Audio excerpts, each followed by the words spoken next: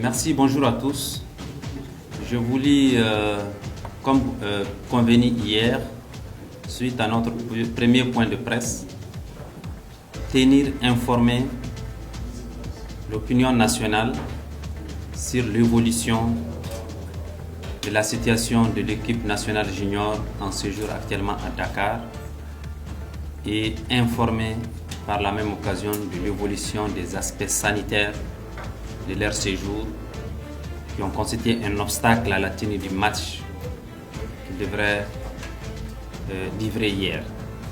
Comme vous le savez, effectivement, nous avons 15 cas qui ont été déclarés positifs et cela a découlé par la victoire automatique de ce qu'on devrait affronter. Le gouvernement du Mali, à travers le ministère de la Jeunesse et des Sports, a commandé une contre-expertise médicale, donc un contre-test qui s'est opéré hier et les analyses étaient en traitement à la clinique Pasteur. Et j'ai le plaisir d'informer l'opinion nationale malienne, les supporters des Aiglons et le monde du sport que sur les 15 cas, et nous avons, suite à la contre-expertise, sur les 7 joueurs testés positifs, il y a quelques minutes, 3 d'entre eux ont été déclarés négatifs. Donc ça veut dire que nous récupérons à présent 3 de nos joueurs qui sont déclarés à partir de cet instant négatifs et prêts à jouer. Au moment où je vous parle, ces 3 joueurs sont en transfert de Dakar pour Thiès pour compléter l'équipe. Nous allons continuer dans ce sens et nous allons amplifier les tests pour que aucun doute ne subsiste.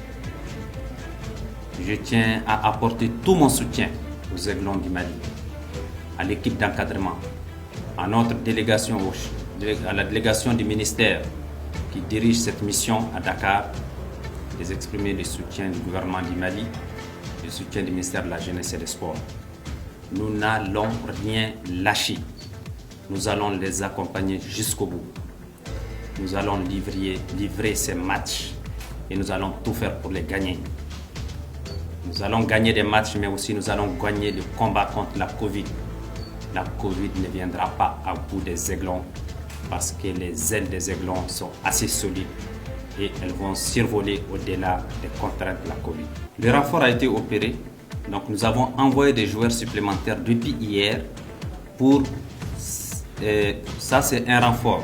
Mais déjà, ces 3 joueurs testés à présent négatifs vont rejoindre l'équipe. Mais depuis hier, nous avons pris les dispositions en étroite collaboration avec la Fédération malienne de football pour mettre à disposition une équipe qui sera là pour compléter aux besoins. Parce qu'avec les contraintes liées à la Covid, il faut désormais anticiper. Il faut désormais prendre les mesures avant. Donc, ce qui s'est passé hier est une leçon. Et je puis rassurer l'opinion nationale que cette leçon sera intégrée à nos préoccupations. Et ce sale tour ne nous sera plus jamais joué. Nous allons prendre les mesures pour qu'à chaque fois que nous devrons livrer un match, que les dispositions des renforts soient prises à l'avance. Donc à présent, je pense que les conditions sont réunies. Les Aiglons sont en position d'attaque et vont livrer. Nous allons tirer toutes les conséquences et toutes les leçons de chaque manquement qui sera fait dans la préparation des matchs et des compétitions.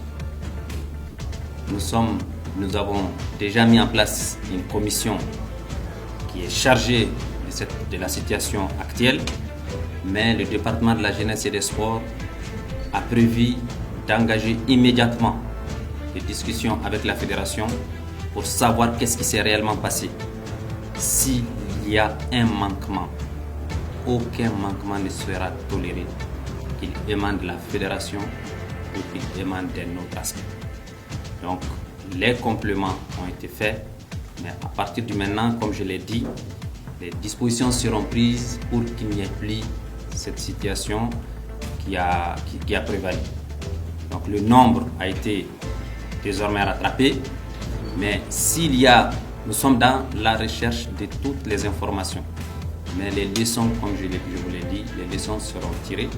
Et s'il y a des décisions à prendre, nous allons les prendre.